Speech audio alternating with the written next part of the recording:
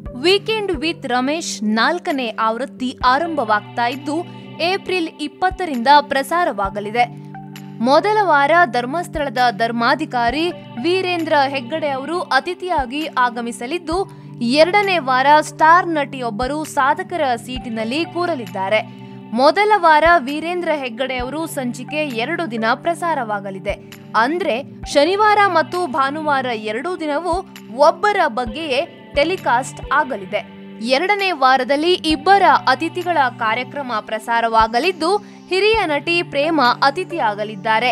ಇದೇ ವಾರದಲ್ಲಿ ನಟ ರಾಘವೇಂದ್ರ ರಾಜ್ಕುಮಾರ್ ಅವರ ಸಂಚಿಕೆ ಕೂಡ ಮೂಡಿ ಬರಲಿದೆ. ಸದ್ಯಕ್ಕೆ 3 ಅತಿಥಿಗಳ ಬಗ್ಗೆ ಮಾತ್ರ ಸ್ಪಷ್ಟ ಮಾಹಿತಿ ನೀಡಿದ್ದು, ಈ ಸಲ ಸರ್ಪ್ರೈಸ್ ಸಾಧಕರು ಇರಲಿದ್ದಾರೆ ಎನ್ನಲಾಗಿದೆ. ಇನ್ಫೋಸಿಸ್ ಸುಧಾಮೂರ್ತಿ, ಪ್ರಕಾಶ್ ಬೆಳವಾಡಿ, ಅರುಂಧತಿ ನಾಗ್ ಅಂತಹ ಸೆಲೆಬ್ರಿಟಿಗಳ ಹೆಸರು ಪಟ್ಟಿಯಲ್ಲಿದೆ. ಇನ್ನು ಜಿ ಕನ್ನಡ ವಾಹಿನಿಯಲ್ಲಿ ವೀಕೆಂಡ್ ವಿತ್ ರಮೇಶ್ ಸೀಸನ್ 4 ಕಾರ್ಯಕ್ರಮ ಶುರುವಾಗ್ತಿದೆ.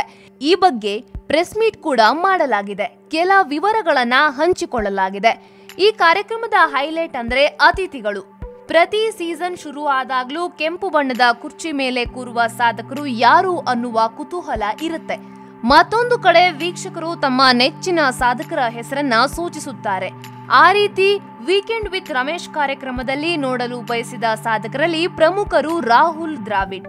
ಭಾರತ ಕ್ರಿಕೆಟ್ನ ದಂತಕಥೆಯಾಗಿ ಕರ್ನಾಟಕದ ಕೀರ್ತಿಯನ್ನ ವಿಶ್ವಮಟ್ಟಕ್ಕೆ ತೆಗೆದುಕೊಂಡ ಹೋದ ದ್ರಾವಿಡ್ರನ್ನ ಈ ಕಾರ್ಯಕ್ರಮದಲ್ಲಿ ನೋಡುವ ಆಸೆ ಪ್ರತಿ ಕನ್ನಡಿಗನಿಗೂ ಇದೆ.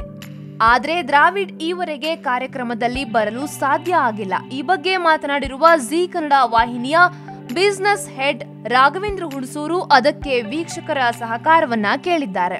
ಪತ್ರದ ಮೂಲಕ ಪ್ರಯತ್ನ ಮಾಡಿದ್ದು ಆಗಿದೆ.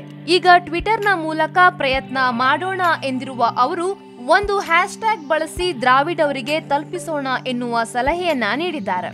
WWR ದ್ರಾವಿಡ್ ಎಂಬ ಹ್ಯಾಶ್ಟ್ಯಾಗ್ ಬಳಸಿ ಟ್ವಿಟರ್ ಚಳುವಳಿ ಮಾಡಬೇಕಿದೆ. ಇದನ್ನ ಟ್ರೆಂಡ್ ಮಾಡಿ ಅದು ರಾಹುಲ್ ದ್ರಾವಿಡ್ ಅವರಿಗೆ ತಲುಪಿಸಿ ಅಂತ ರಾಘವೇಂದ್ರ ಹುಣಸೂರು ವೀಕ್ಷಕರ ಸಹಾಯವನ್ನ ಕೇಳಿದ್ದಾರೆ.